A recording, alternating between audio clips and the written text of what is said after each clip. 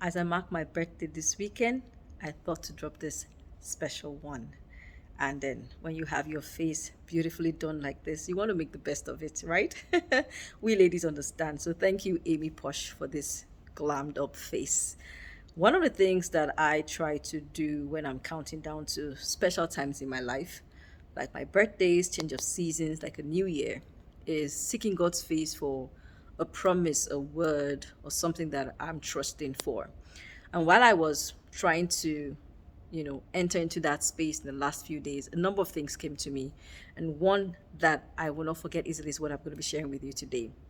And that is this: there is a correlation with your visioning and the manifestation or the bringing into reality of what you're trusting for. I'll repeat that again. Your visioning determines what you manifest or what you enjoy in reality.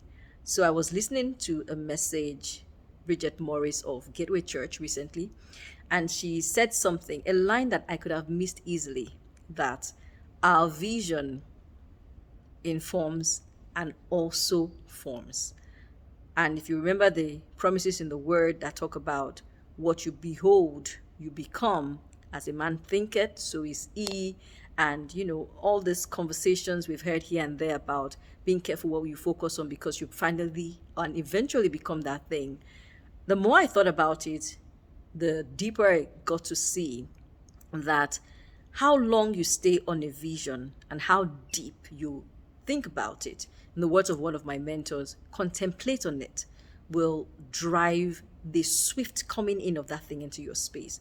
So I don't know what it is that you're trusting for, but the question I want to ask you today is this: how long are you holding that image? How deep are you contemplating that thing? Because that determines that thing being brought into reality for you. I know many times we see some people in our spaces, near us, around us, who are doing things and it looks like things are happening really quick for them. I can tell you that one of the reasons, apart from the fact that they are showing up and showing up consistently and showing up excellently, is the fact that they are holding the image, they are contemplating on it. So one formula that came to me, I mean, it might not necessarily be the exact numbers, is that imagine a situation where it will require 44 hours or 24 hours, not 44, maybe 24 hours. Let's use something we can easily remember. That imagine it taking 24 hours of contemplation or holding the vision for you to manifest something in a year.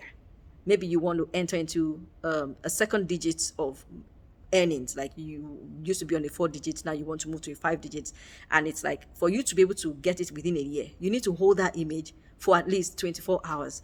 And you can't do it every second of the day, right? So maybe you do 20 minutes today, 10 minutes tomorrow, but imagine the number of days that will be required.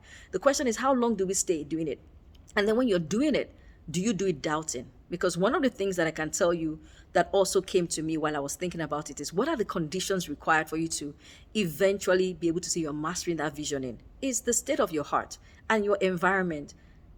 If there's no one that has entered into that space that you're thinking of around you, you may require to do more work, right? More time in that contemplation and visioning stage. Or if the people around you are speaking negatively about that thing and saying that it's not something that a lot of people can enjoy, then it might be something that you require more work on. You're asking yourself, is your heart in a good state? Are you holding on to unforgiveness or resentment? Because those things affect. But every vision differs, every individual differs. So it might be 24 hours for me to manifest something or to enjoy something within a year, but it might require just 10 hours for you. But when you start that journey, you need to stay on it. So as I leave you with this message today, here's still the question I want you to think about. If that thing that you desire is really one that matters for you and matters to you, are you staying long enough envisioning it? And then while I also thought about it just before I go off, one thing that came to me is, what are the things you need to do when you're envisioning? You want to stay grateful.